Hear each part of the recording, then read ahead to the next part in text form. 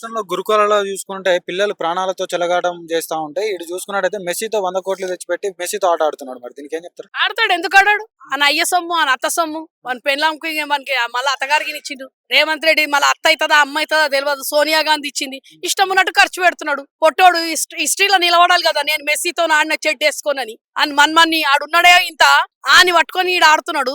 మళ్ళీ ఇంతకు ముందు కేటీఆర్ అన్న పిల్లగాన్ని పట్టుకొని ఎన్నో మాటలు మాట్లాడిరు. మళ్ళీ నీ మన్మడు వేరే పిల్లలు గారా? ఆ అదే రోజు గురుకులాల పిల్లలు చనిపోతున్నారు, పిల్లలు హాస్పిటల్లో ఉన్నారు. సిగ్గుశరం ఉన్నదా వీనికి? అసలు వీని మంత్రివర్గం ఉన్నదా? వీని ఎమ్మె అంటారు కదా, ఈ కాల్వ సుజాత, ఆమె పేరేం పేరు సీతక్క, ఇంకో దాని పేరేం పేరు కొండ సురేఖ, వీళ్ళందరూ ఎక్కడ పోయినరమ్మా? వేరే వాళ్ళు లేరా? ఇక వాళ్ళు కనీసం ఆడోళ్ళు పోయి పరామర్శించరా? మెస్సీ వచ్చే రోజు మెస్సీ కోసం వీడు కాళ్ళ బూట్లు దాకనిక పోయిండా? మెస్సీవి సిగ్గు లేదు రేవంత్ రెడ్డి నీకు? ఎన్ని మాటలు చెప్పినా సిగ్గు శరం ఏం లేదు. ప్రజలు ఏం మాట్లాడుతున్నారు? రైతులను గాలి వదిలిపెట్టినావు, రైతు పంట తీసుకుంటున్నావు, రైతులు చనిపోతున్నారు. మళ్ళీ రైతులు పంట కొనుక్కోలేక ఇట్లాంటివి పెట్టుకొని ఈ రోజు ఏం మాట్లాడతామమ్మా? కేసీఆర్ రాగానే ఉచ్చ పోసుకుంటుండ్రు రేవంత్ రెడ్డి. కేసీఆర్ గారు పెట్టిన ప్రెస్ మీట్ లో రేవంత్ రెడ్డి గారి పేరు ప్రస్తావించకుండానే ప్రభుత్వ విధానాల మీద మాట్లాడిన మరి అంటే రేవంత్ రెడ్డి గారి పేరు తీసేంత ధైర్యం కేసీఆర్ లేదని చెప్పేసి బయట మాట్లాడుతారు కాంగ్రెస్ వాళ్ళు. దీనికి ఏం చెప్తారు? కేసీఆర్ ధైర్యం గురించి మాట్లాడేంత నాకు లేదు తమ్మి. నేను అంత పెద్ద దాని కూడా కాదు. కేసీఆర్ ధైర్యం ఏంటంటే ఇట్లాంటి ఈగ దోమ అట్లాంటి వాళ్ళతో గురించి మాట్లాడరు. ఎంతో మంది ఆయన కాళ్ళ కిందికి వచ్చిపోతుంటారు ఇట్లాంటి వాళ్ళు. అర్థమైందా? తెలంగాణ ఉద్యమాలలో కేసీఆర్ ఎక్కడుండే, నువ్వెక్కడుండే, నువ్విక్కడ ఇప్పుడేమున్నావు? జూటా మాటలు చెప్పొచ్చినావు, కళ్ళముల్లి మాటలు చెప్పి కేసీఆర్ రావాలంటే మళ్ళొక్కసారి ముఖ్యమంత్రి ఆయననే ఉంటుండే. నీలాగా చెప్పలేదు. 4,000 ఇస్తాను, ఎక్కడ పోయినాయి? ఆడవాళ్ళకు 2,500 అన్ని మాటలు, దొంగ మాటలు చెప్పి కేసీఆర్ ధైర్యం గురించి మాట్లాడతాడా? సిగ్గులు ఉండాలి అసలు. ధైర్యం అనే దాని గురించి మాట్లాడకు రేవంత్ రెడ్డి. దొంగలాగా ఉరికిపోయేటో నువ్వు, రైఫిల్ మాస్టర్ పట్టుకొని తిరిగేటో నువ్వు. పోలీసు నీ పక్కన పెట్టుకోకుండా, పోలీసు లేకుండా వచ్చి మాట్లాడు కేసీఆర్ తో. నీ దమ్ముందా? పొట్టోడా ఇన్నే దొక్కి పారేస్తారు తెలంగాణ భవన్ కాండి. పోలీసు లేకుండా రా, నువ్వు ముఖ్యమంత్రివే కదా. ఒక పోలీస్ లేకుండా నువ్వు రా. కేసీఆర్ వచ్చినప్పుడు కేసీఆర్ అసెంబ్లీకి వస్తేనే ఇస్తావా అంటే అప్పుడు ఇదే మాట్లాడమంటావా? మానికే ఫ్యాక్టరీ లో తెలంగాణ ప్రజలకందరికి ఇదే చెప్పినవా? కేసీఆర్ అసెంబ్లీకి వస్తేనే మీకు అందరికి ఇస్తా, అట్లయితే ఓటేయండి లేకుండా వేయకుండా అని చెప్పినవా? కేసీఆర్ ఎందుకమ్మా నీకు ఒక ముఖ్యమంత్రివి నువ్వు? అయినా వానికి లేదు, వాడు గాడిది, ముఖ్యమంత్రి కాదు. ముఖ్యమంత్రి అని అనుకుంటలేడు. వానికి ఎవరైనా పక్కకుంటి అంటారు కదా, హై అని అంటుంటారు ఎద్దులను బర్రెలను. అది అట్లంటనే పోతుంటది. అట్లంటనే నేను సీఎం అని అనుకుంటాడేమో. మరి వాడు ఇంకా సీఎం అనుకుంటలేడు కాబట్టి కేసీఆర్ సీఎం అనుకుంటుండు. కేసీఆర్ సీఎం కాబట్టే కేసీఆర్ ని అసెంబ్లీకి రమ్మంటుండు. అప్పటిదాకా నువ్వు సంతకం పెట్టాలని అంటుండే మమ్మల్ని రేవంత్ రెడ్డి. నాకైతే అదే అర్థమవుతుంది. కేసీఆర్ వచ్చిందాక నేనేం చెయ్యా అంటే, కేసీఆర్ ని పెళ్లి చేసుకున్నావా? కేసీఆర్ తో సంసారం చేసేది ఉందా నీకు? కేసీఆర్ గురించి 4 కోట్ల ప్రజల కోసం అయినవా ముఖ్యమంత్రివి నువ్వు? ఎందుకోసమైనవు నువ్వు? దేనికోసమైనవు? ఏం పిచ్చున్నదా నీకు? ఎర్రున్నదా? కేసీఆర్ కాకుండా కేసీఆర్ కన్నా అజ్జయ్ నాయన కేసీఆర్ కన్నా మంచి చేస్తే నీకు ప్రజలు ఇస్తారన్నారు. 2 ఏళ్లలో మొత్తం తెలంగాణను బొందబెట్టేసినావు. తెలంగాణను బొందబెట్టినాక కేసీఆర్ రాకపోతే ఎట్లా అవుతుంది? కేసీఆర్ నిన్ను బొందబెట్టడానికి ఇప్పుడు వచ్చిండు కాబట్టి దమ్ముంటే నువ్వు ఇస్తాన్న ఇయ్యి, వీళ్ళు ఇయ్యకపోతే నీ మెడలు వంచి నేను బొందబెట్టి తీసుకుంటాం.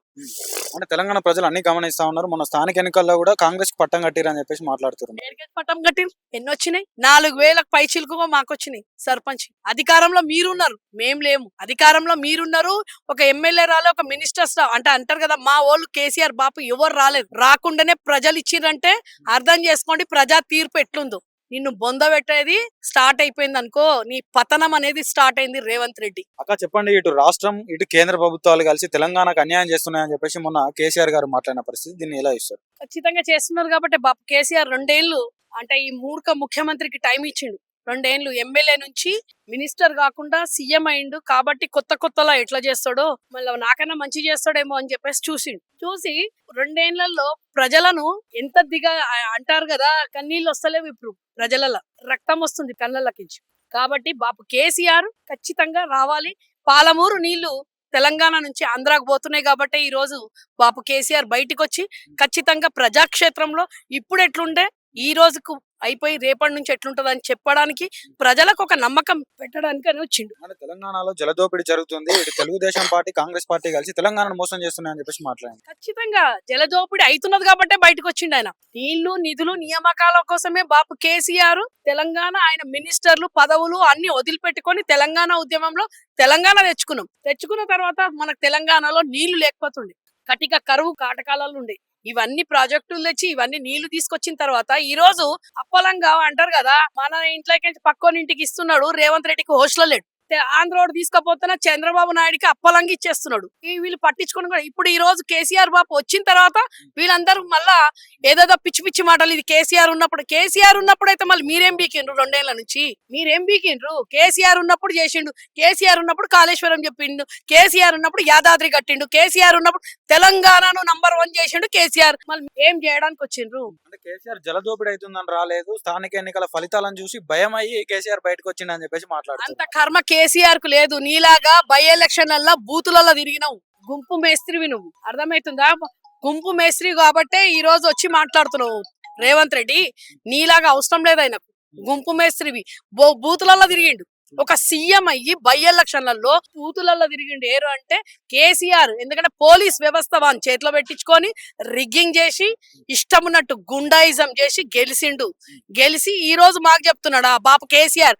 ఆయన సర్పంచ్ ఎలక్షన్లలో కూడా బయటకు కనిపించలేదు, ఒక స్పీచ్ ఇయ్యలేదు, ఒక మాట మాట్లాడలేదు. అట్లా ఫలితాలను చూసి బయటికి రావాల్సిన పాట కాదు. ఈ రోజు నీళ్ళు ఎత్తుకపోతున్నా, నీ అట్లాంటి దొంగ, నోటుకు నోటు దొంగ, నువ్వు నీళ్ళు ఎంత కమ్ముకుంటున్నావు, నీళ్ళు ఎత్తుకపోతున్నా అని బయటకు వచ్చిండు. నీళ్లు పోయి ప్రతి దాంట్లో ఒక్కటి కాదు విద్యను కూడా బొంద పెట్టేసిండు. విద్యా వ్యవస్థ అనేదే లేకుండా పోయింది తెలంగాణలో. పోలీస్ వ్యవస్థ లేదు, న్యాయం క్రైమ్ పెరిగిపోయింది. ప్రతి దాంట్లో దోపిడీ. హైడ్రా ఎవరు తెచ్చిండు?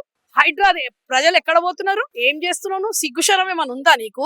కేసీఆర్ రాకుంటేనేమో ఒకటి మాట్లాడతాడు, కేసీఆర్ వస్తే ఒకటి. దీనికి కేసీఆర్ పేరు తప్ప 4 కోట్ల ప్రజలను వదిలిపెట్టేసిండు. 4 కోట్ల ప్రజలను అంటారు కదా మోసం చేసి ఈ రోజు రేవంత్ రెడ్డి వచ్చిండు. కాబట్టి రేవంత్ రెడ్డిని బొంద పెట్టడానికి కేసీఆర్ వచ్చిండు.